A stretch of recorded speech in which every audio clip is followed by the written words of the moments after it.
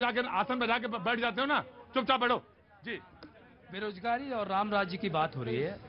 मेरा यह मानना है कि जो अब तक जो 62 साल या 61 साल जो सरकार थी, सिर्फ और सिर्फ मोदी जी को दोष देने से बेहतर ये होगा कि हम सबका भी बहुत सारा कर्तव्य होता है जो इस देश के प्रति होता है, वो सभी को पालन करना चाहिए। अभी राम राज्य की बात हो रही थी, तो मैं ये जब पूर्ण विश्वास के साथ कहूंगा कि राम राज्य ने किसी ने अपने मन के विश्वास को रखा था।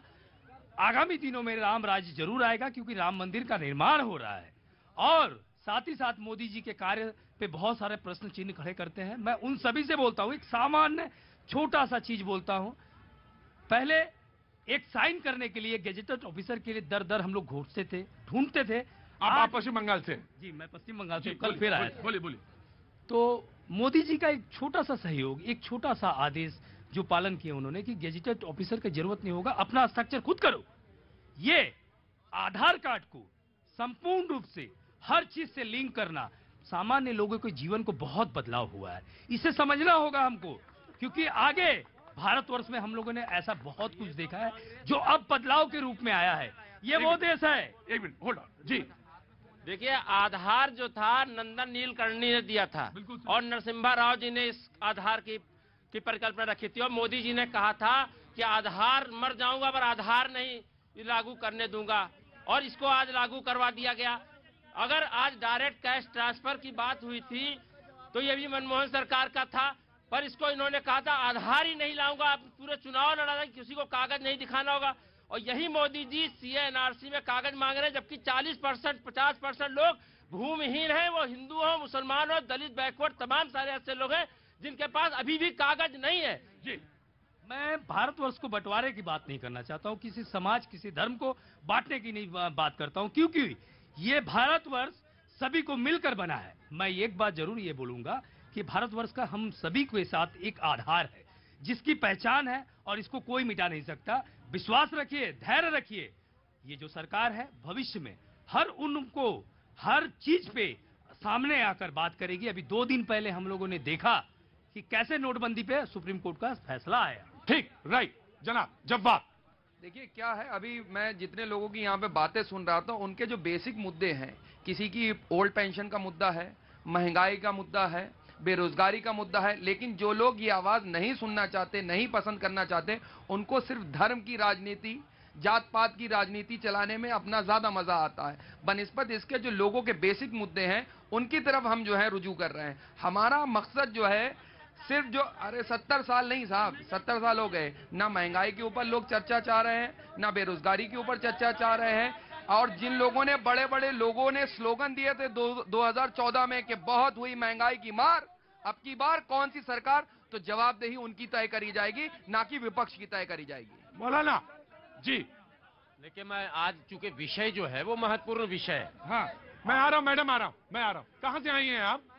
कहाँ से आई हैं? रोहिणी से ही आई हूँ। सब ठीक तो है? हाँ, सब सही है। हम लोग अयोध्या से हैं। शुरू से लास्ट तक तो मैं अयोध्या तक देखा है, जहाँ वो राम सेवक मारे गए थे वहाँ भी गई थी। तब मैं उस समय यही 3rd ईयर में पढ़ रही होंगी। 3rd ईयर में? हाँ जी, तो मैंने देखा था वहाँ कैसे। हाँ, वो वर्णन तो सबको दिमाग में है। तो आज कुछ कहना चाह रही है क्या? जी, मैं ये कहना चाहती हूँ, मैं रोहिणी में इतने दिन से रह रही, 3 साल से सब खुदा पड़ा हुआ है, कब वो सही होगा? हाँ, ये मुद्दा आप रखिए, ये वाला मुद्दा रखिए, यही मुद्दा रखिए आप। हाँ जी। आपका नाम हो गया? मेरा अनीता पांडे नाम। हाँ, अनीता पांडे कहाँ हो आप? वो तो सब लड़ रहे हैं, वो सब बताएंगे, लेकिन ये वाला मुद्दा बहुत इंपॉर्टेंट है। रोहिणीपुरा, खुदा पड़ा हुआ, रोहिणीपुरा, खुदा पड़ा, रोहिणीपुरा खुदा हुआ। हाँ, बोला ना। संवेदनशील विषय है, संवेदनशीलता का प्रकट भी होना चाहिए। एक बात बार बार उठती है कि राजनीति में धर्म, मैं कहता हूं ये धर्म प्रधान देश है।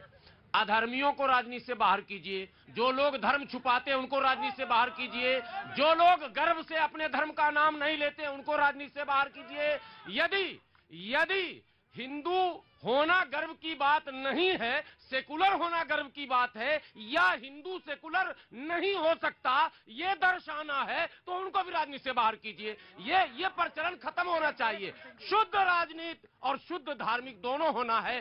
क्या आप संसद भवन में जाकर राम का नाम नहीं ले सकते? अल्लाह का नाम नहीं ले सकते, अपने आराध्य को याद नहीं कर सकते, मतलब संसद भवन के गेट पे सारे धर्म को उठाकर फेंक दीजिए बाहर। ये कौन सी राजनीति आप शुरू कर रहे हैं साहब? इसका मतलब अधर्मियों का आप जमावड़ा चाहते हैं जो भारत स्वीकार नहीं करेगा।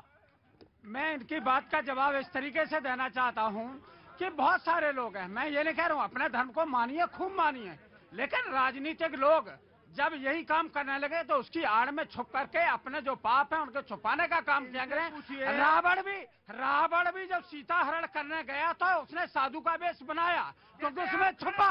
तो धर्म में तो ये लोग हैं, हम तो ये कह रहे, मैं ये कह रहा हूँ जो इसका मालिक है, जो हाकिम है, जो देश का प्रधानमंत्री है, मेरे का मुखिया मुख चाहिए खान पान को एक पाले पोसे सकल अंग तुलसी शहद विवेक, जो सभी अंगों का अरे तुलसी को बोल दिया उसके बाद बोलना रह नहीं जाता। हाँ ये देखो, ये आज विवेक की बात कर रहे हैं।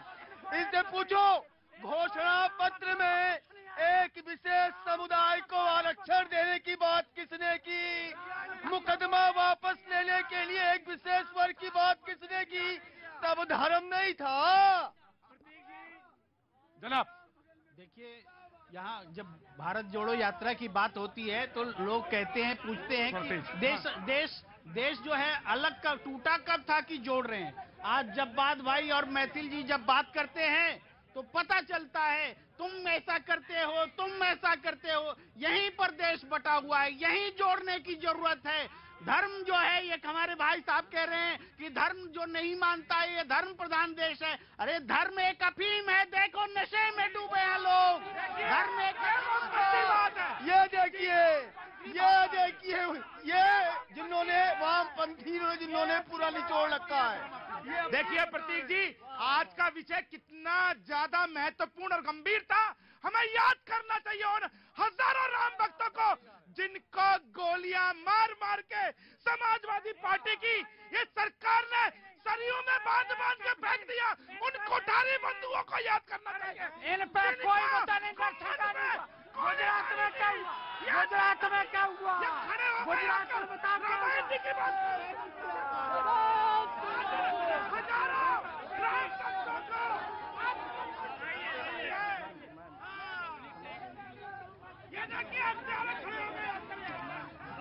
मुझे कभी कभी मुझे लगता है